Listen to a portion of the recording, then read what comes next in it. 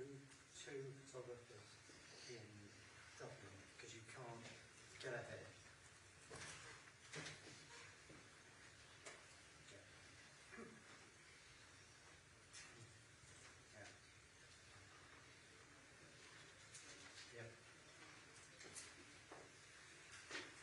And also the combination of the rooms made with cookie cake. Alright? Well, I've had a conversation with Tony today. We've got I said 5 people extra.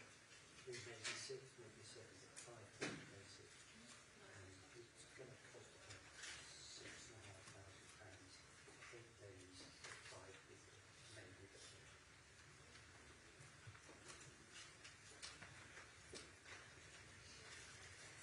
Oh, of course.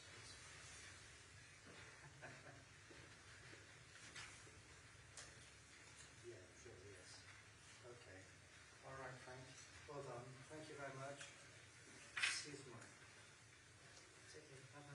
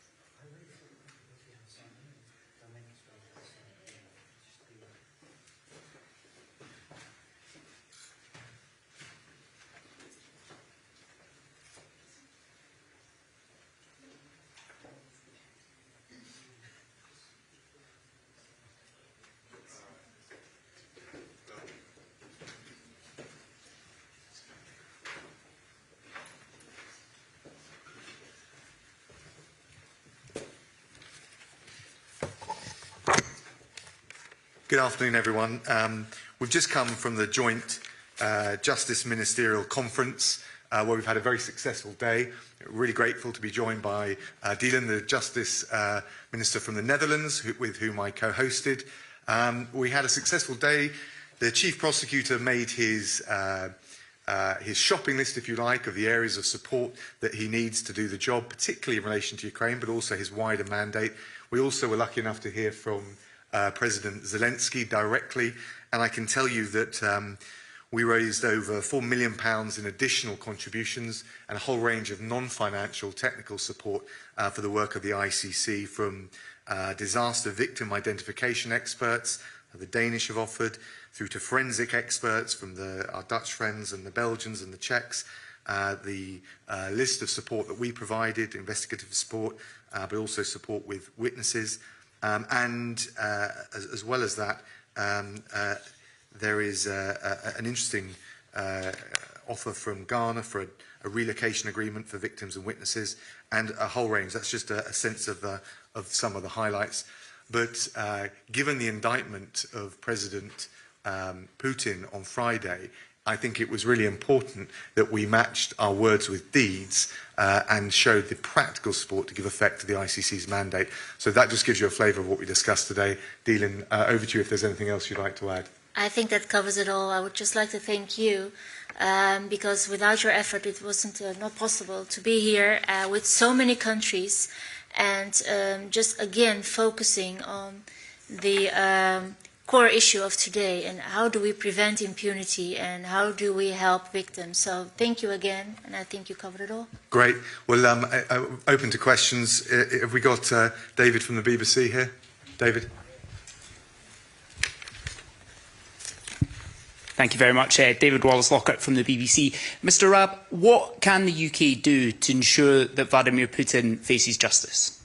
Well, I think there's a number of things. First of all, I think hosting this event just a few days fortuitously after that indictment, bringing countries together. We've always said our vision of global Britain is as a force for good in the world, using our soft power, our convening power. Of course, we do it with our Dutch friends who host the International Criminal Court. I think that's very powerful. Having over 40 countries come here and pledge new practical support, which is the kind of nuts and bolts that a criminal court, an international criminal court, needs to do the job. Remember, it's stuck out there in The Hague, there's a court, but you think of all the other wraparound support that any justice system would have, from investigators to witness relocation. That's the kind of practical things that we can do.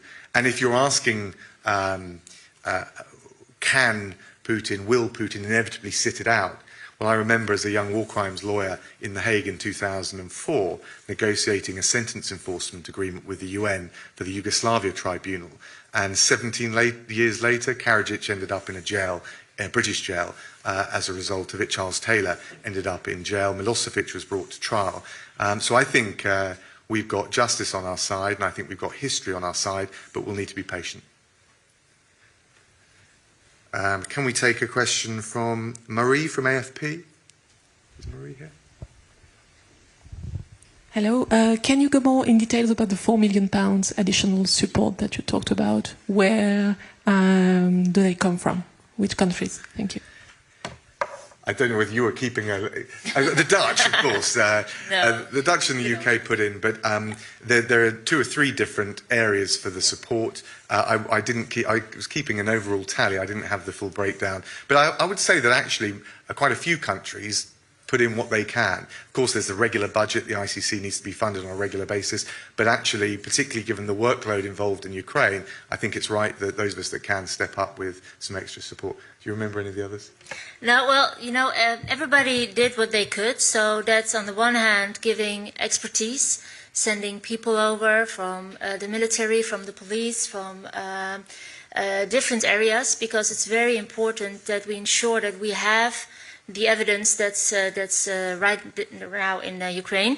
And of course, a few of the countries also said we have additional funds, and that will go on the one hand to the Diversity Fund, and on the other hand to supporting victims in Ukraine to, you know, do their stories and make sure that they are not re-traumatized while giving their story, while doing their story, but at the same time they get the help they need, but also it will allow the experts to gather the evidence they need from them. So I think the funds will go to those 2 pillars, and different countries contributed. Okay, well, given we have our Dutch co-host, can I take a question from ANP? And I'll come, Patrick, to you. Is there? Yeah, there. You recognise your Yes, I recognise him. What good will this money do for the people in Ukraine in the coming years?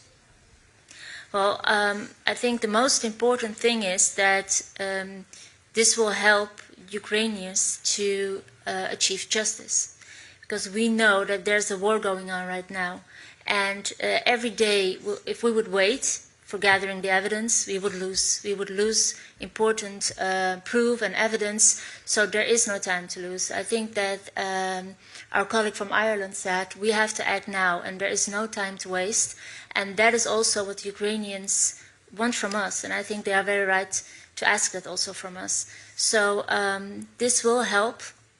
Everything together will help to give and bring Ukrainians justice. Can I also take one from NHK, and is it Mayu Oishi? Because it was important for us to have not just Japan, but also Asian representation here at this conference. I don't know whether we've got... Please.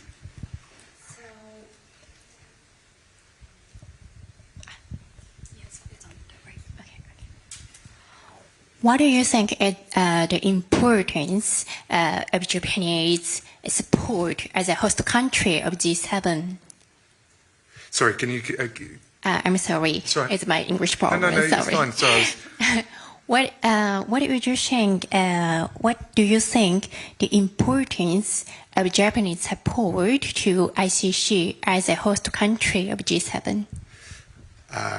Well, I think it's incredibly important. Both for Japan's record of being a very strong supporter of the ICC. I remember when I was a Foreign Office lawyer between 2003 and 2006, based in The Hague. There was a Japanese judge seconded there, superb, and actually providing that concrete support for the work of the court is incredibly important. But I also think, from a diplomatic point of view, providing an anchor into Asia and showing and taking a lead from the Asian point of view is also very important, because we still need to expand the support for the ICC. It can't just be a European or a Euro-Atlantic supported court. So I think in both ways, I think it was really important. I don't know whether you'd add. No, totally agree. The Japanese leadership to make sure that as a world we are united is very, very important. So I was very glad to see our Japanese colleague here. And he also made remarks to the meeting, of course, this summer, where hopefully they can pick up what we started here. Patrick, and then I'll come to... Do we have NBC here as well? I wanted to... Yes. Great. Well, Patrick first. Fine. Can I do it? Sorry. Patrick Winter, I work for The Guardian. I wanted to ask you what particularly the British position on this idea of a special tribunal to try the crime of aggression, the leadership crime. Do you accept there is a gap in the law and that it needs to be filled? And how would you like to fill it? And lastly, on the issue of double standards, the Chinese today have been saying the West is applying double standards. And here we are on the anniversary of the invasion of Iraq, where nobody has been sent to any tribunal or court, and arguably it was illegal. Well, actually, when I was based in The Hague, the ICC did conduct a preliminary examination into the invasion of Iraq and decided, for various reasons, not least because of the accountability we have domestically, that there was no case for proceeding further.